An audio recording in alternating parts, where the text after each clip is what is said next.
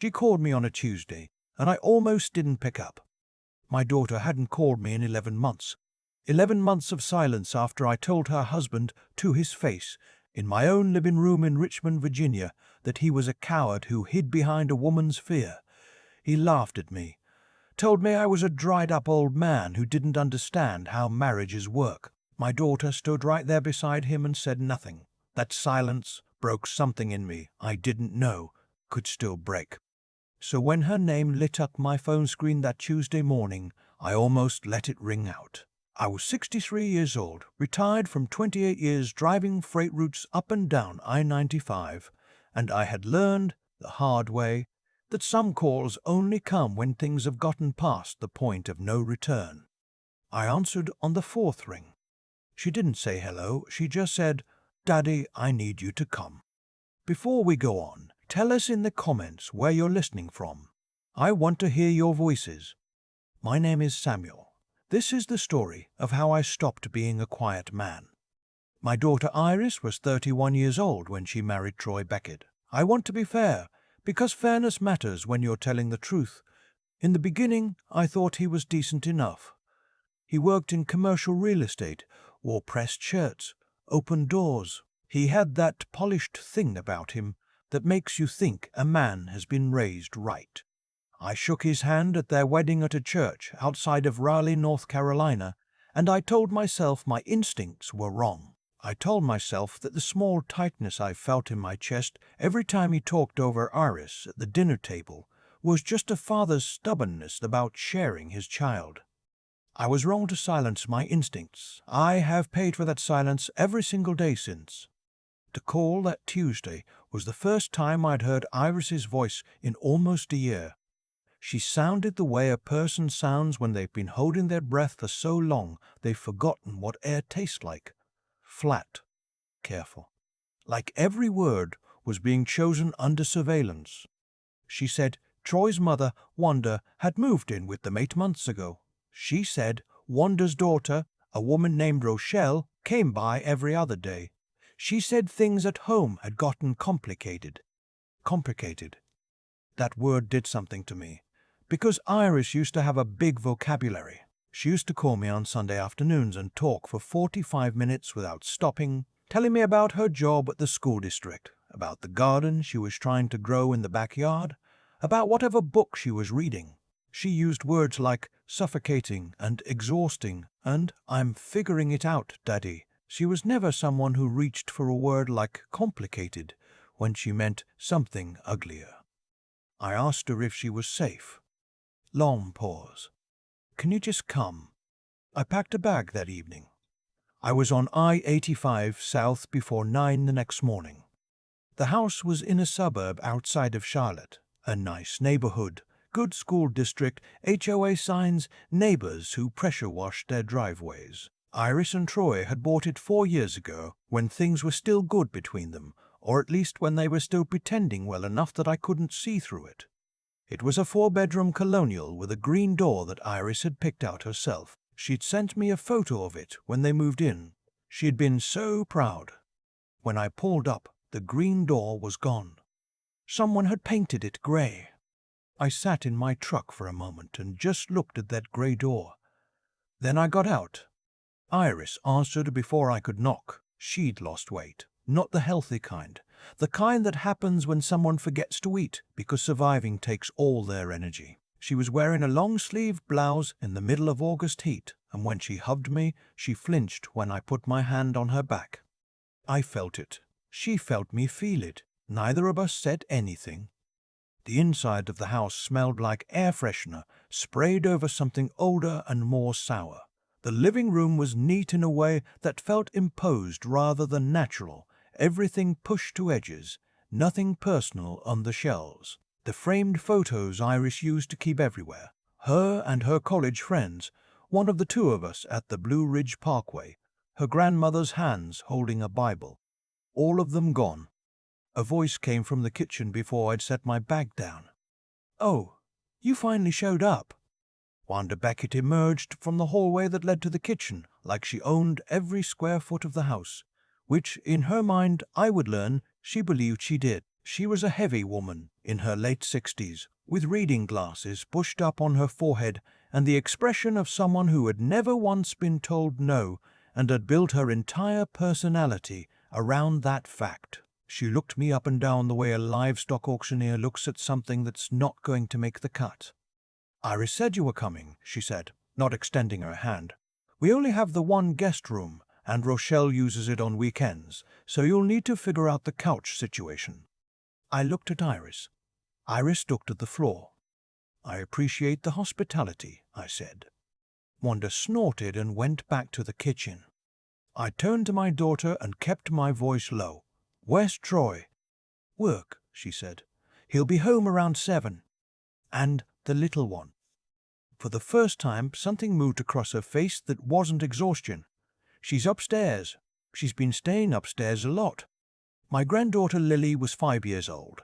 I'd last seen her at Christmas the year before, and she'd been a force of nature. Loud, opinionated, obsessed with a certain cartoon about a dog who was also somehow a firefighter. She'd made me watch 4 episodes in a row and narrated the whole thing at full volume like I might miss something. I'd loved every second. I found her in her room, sitting on the floor with her back against the bed, very quietly working through a coloring book. The television was off. The lights were low. When I pushed the door open, she looked up, and for one small, terrible moment, her face did the thing children's faces do when they've learned to wait and see before they react. Then she recognized me and whispered, "Grandpa." Not a shout, a whisper, like she'd learned that sound carried in this house, and carrying sound had consequences. I sat down on the floor next to her and said nothing for a little while, just sat.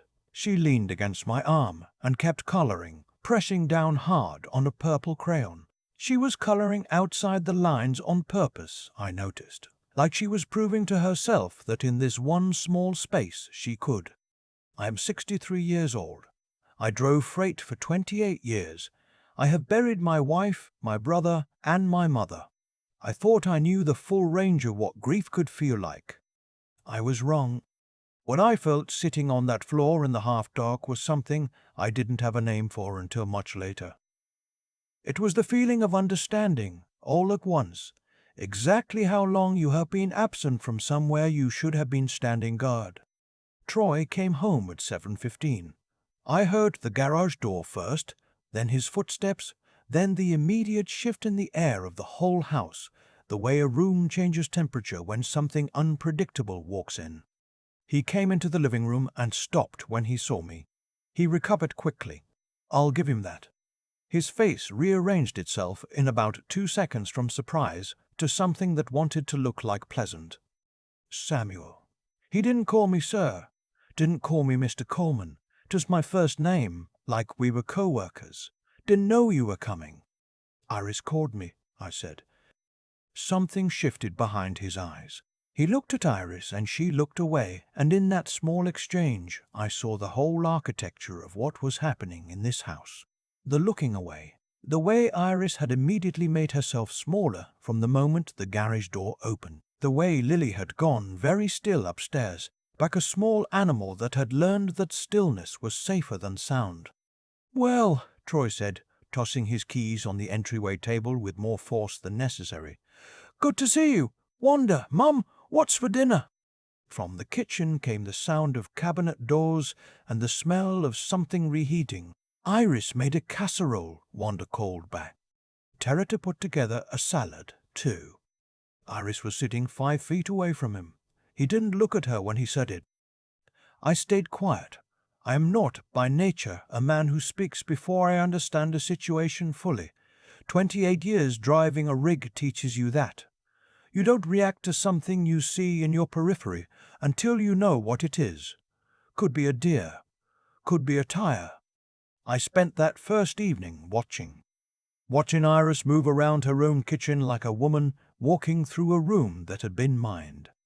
Watching Wanda direct her without ever saying please. Watching Rochelle arrive at 8 o'clock in the evening unannounced with her teenage son in tow and walk straight to the refrigerator like she lived there. Watching Troy hold court at the dinner table, talking about a deal he was working on in Ballantine, while Iris ate standing at the counter because Rochelle's son had taken the last chair.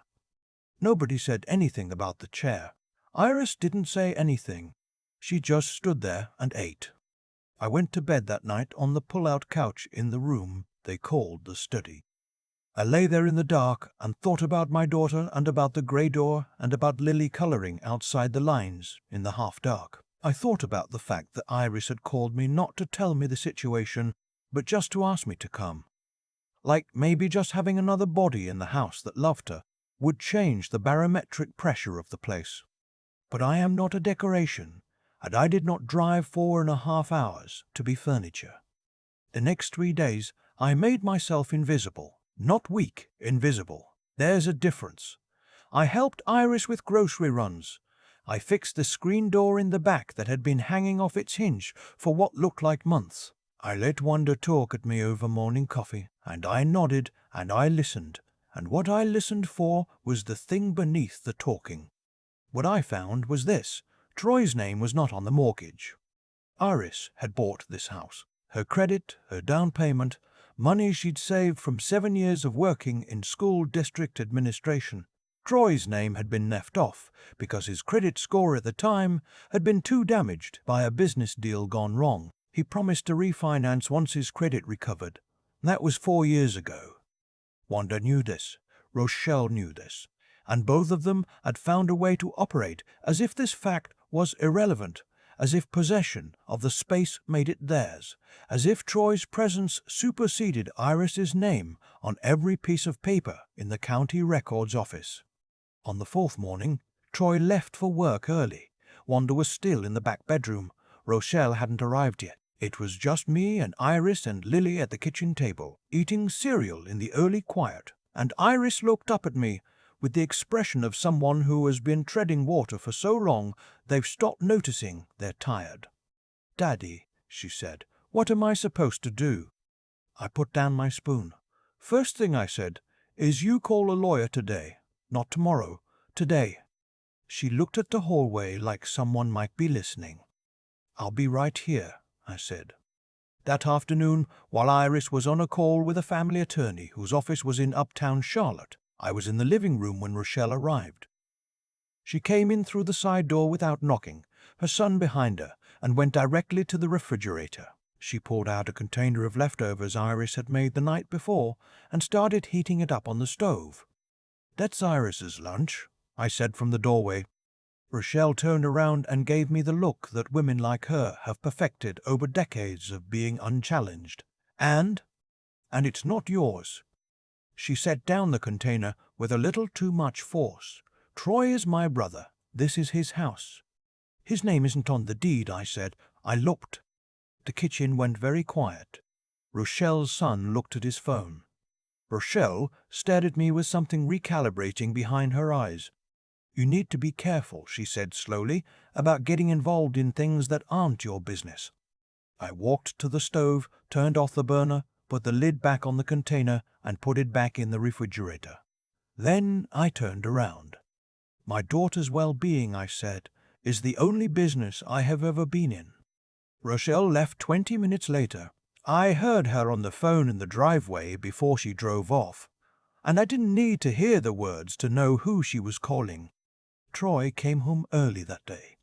He was not the polished version this time. He came in without his jacket, shirt untucked, jaw set, and he went straight past me like I wasn't there, and found Iris in the hallway and grabbed her arm above the elbow, not hard enough to leave a mark, but hard enough to turn her toward him, like she was something to be repositioned. "What did your father say to Rochelle?" I was in the living room doorway. "Let go of her arm," I said. Troy looked at me over Iris's shoulder. His eyes had the kind of flat, mean light in them that I recognized from my years on the road, from rest stops at 2 a.m, for men who believed that size or anger was a form of authority. "This doesn't involve you, old man." I walked into the hallway.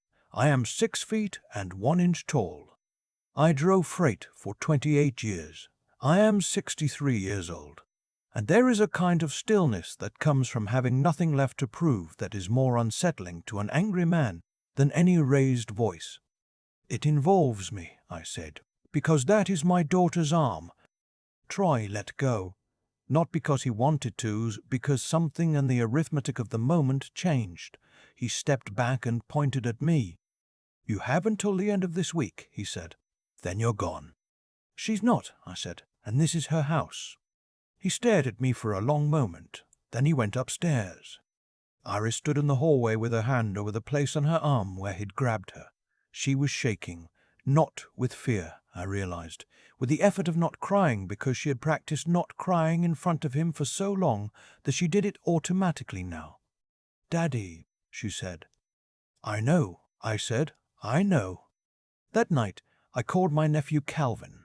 Calvin is 34, works in real estate law in Greensboro, and is the kind of man who goes very quiet when he's angry, which means he is very dangerous when it counts. I told him everything. He told me what I needed to know about property law in North Carolina, about protective orders, about the specific steps Iris needed to take and in what order, and he said he would drive down Saturday morning.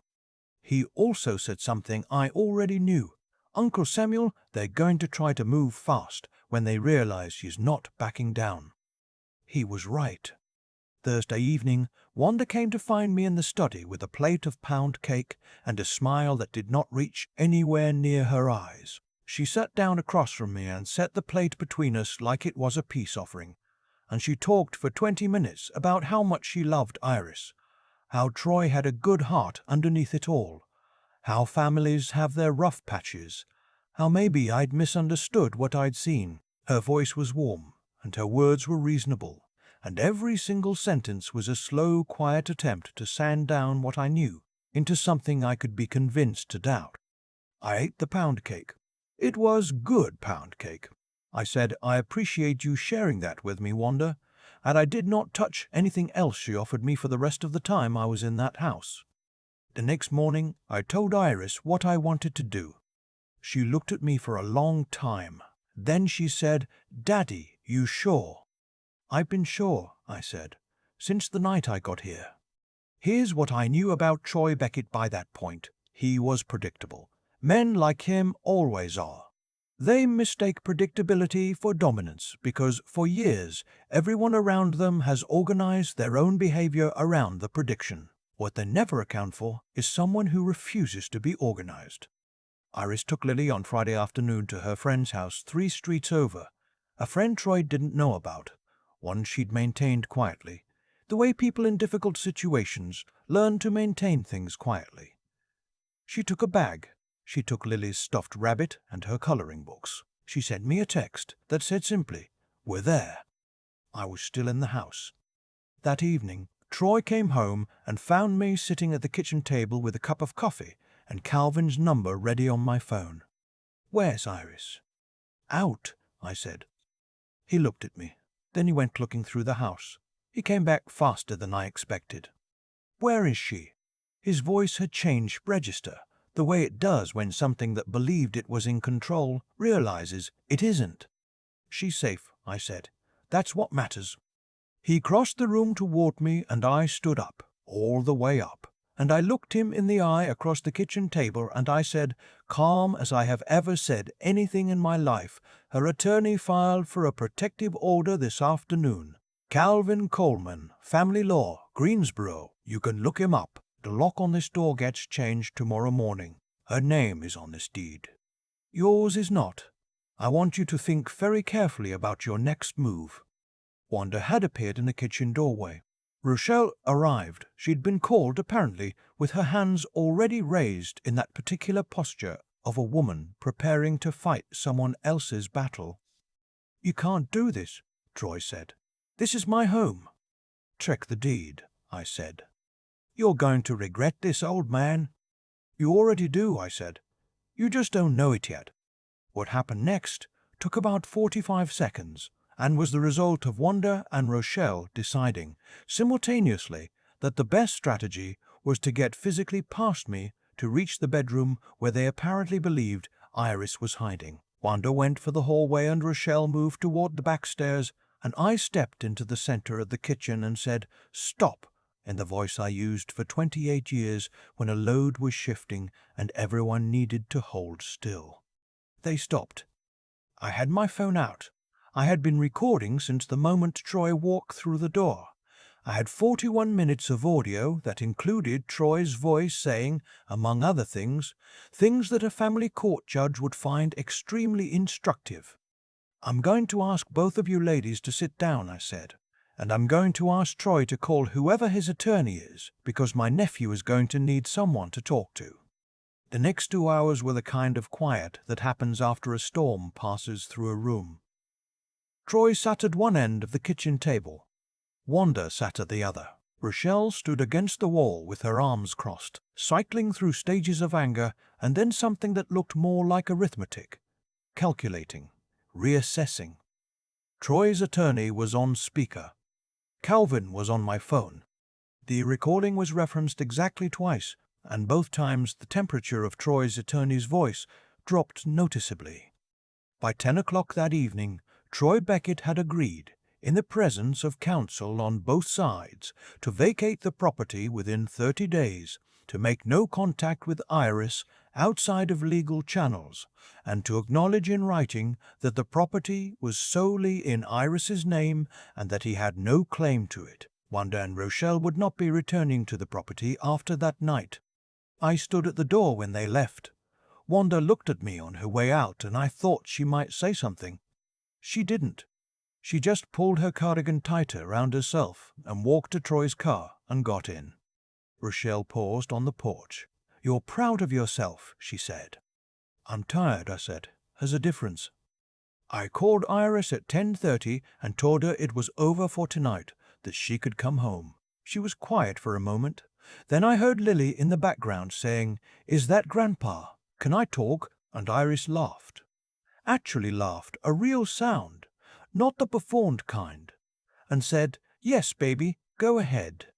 Lily got on the phone and said, very seriously, "Grandpa, are we coming home?" "Yes, sweetheart," I said. "You're coming home." "Is it still our house?" I had to press my hand against the doorframe for a second. "It's still your house." "Okay," she said. "I'm bringing my crayons." "Bring everything," I said. Calvin arrived Saturday morning as promised. He's a good young man, my nephew. Thorough, patient, the kind of lawyer who explains things clearly without making you feel like you need to know more than you do. He sat with Iris at the kitchen table for 3 hours, going through everything, and I made coffee and stayed out of the way because that part was hers to handle, not mine. The protective order was granted the following week. The divorce proceedings took 9 months. Troy contested initially. Men like him usually do. One last attempt to re-establish the feeling of control. But the recording, the medical documentation Iris had kept on her phone in a folder labeled recipes that she'd never showed anyone before, and the testimony of 2 neighbors who had heard things through walls they had never reported. All of it stacked up into something no attorney was going to argue past. He signed the final papers on a Wednesday morning in March. Iris called me from the parking garage outside the courthouse and didn't say anything for about 30 seconds. I just waited. Then she said, "Daddy," I painted the door green again. I had to pull over. I was on I-85 heading back south from a visit, and I pulled off onto the shoulder and sat there with the phone against my ear and the trucks going past, and I cried. Not a lot, but enough. Lily started 2nd grade that fall. Her teacher told Iris at the first conference that she was a remarkably confident child, that she participated in class without being prompted, that she had a particular talent for art. Iris texted me a photo of a drawing Lily had made. It was a house with a green door and 2 figures in the yard, one tall and one very small, both of them waving. She'd colored it entirely outside the lines. "I want to be honest with you about something, because I think you deserve honesty at the end of this kind of story. I am not a hero. I am a father who was absent for too long because I told myself it wasn't my place to interfere. because I mistook respect for distance, because I was afraid that pushing would push Iris further away. Every month I stayed quiet was another month my daughter spent holding her breath. If I could give you one thing from this story, it wouldn't be the recording or the legal strategy, or the moment Troy Beckett's face changed in the kitchen when he understood the math had shifted. It would be this: stop waiting for the situation to become undeniable before you act. By the time a person calls you and says, "Can you just come?" the situation has been undeniable for a long time. They've just finally reached the place where they can say it out loud. Every family has an Iris, someone quiet, someone patient, someone who has spent years absorbing what should never have been theirs to carry. And if you're lucky, your family has someone who will answer on the fourth ring. Answer on the first.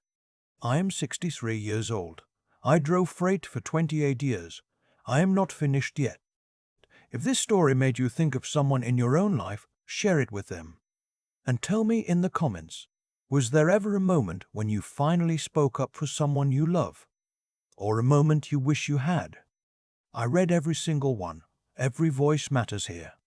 I still think about that grey door. Not the confrontation with Troy, not the recording, not the attorney, not the moment everything shifted in that kitchen. I think about the door. Iris had picked green herself, years before any of this started, because it made her happy to come home to something bright, and somewhere along the way someone painted over it without asking. That's how it starts almost every time. Not with a dramatic moment.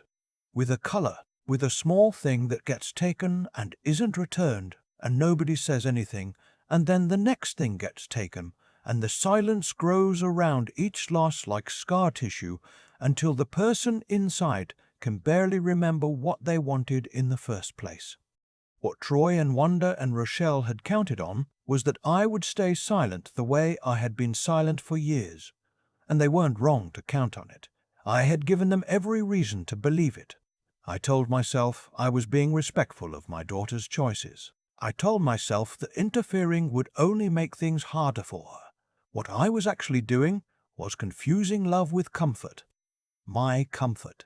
It was easier to stay home in Richmond than to drive 4.5 hours toward something I didn't want to fully see. There is a cost to that kind of avoidance, and the people who pay it are never the ones doing the avoiding. What I learned, what I'm still learning, is that the right thing and the easy thing are almost never the same thing, and the gap between them is where most of the damage happens. Iris spent years in that house not because she lacked courage, but because courage without backup is just exposure. She needed someone to stand in front of her long enough for her to remember she could stand up herself. That's not weakness on her part. That's being human. We're not built to endure alone. We are built to hold each other up, and when we fail at that, when we look away because looking is uncomfortable, the people we love pay the interest on our cowardice. I think about my nephew Calvin too, driving down from Greensboro on a Saturday morning without being asked twice. 34 years old, knowing exactly what tools were available and how to use them, patient enough to sit at that kitchen table for 3 hours and explain every step without making Iris feel like she didn't understand her own life. That's a kind of intelligence that has nothing to do with degrees or billable hours. It's the intelligence of knowing when your knowledge is needed and showing up with it without drama, without ego. The world does not give enough credit to that kind of quiet competence. It saves people. It saved my daughter. And Lily. I keep coming back to Lily coloring outside the lines in that dim room, pressing hard on that purple crayon. 5 years old and already practicing the small defiance of refusing to be fully contained. Children know, they know, before we tell them, before we even admit it ourselves. They adapt to survive, and some of what they adapt to should never have been theirs to survive. The measure of what we owe them is not just protection after the fact. It is the willingness to act before the lines they color inside become the only world they know. I answered on the fourth ring. I am grateful every day that I answered at all, but I am also honest enough to tell you I should have answered years earlier before she stopped calling. before 11 months of silence, before the green door became grey. You don't get that time back. What you get, if you're fortunate, is the chance to show up for what remains. I intend to keep showing up.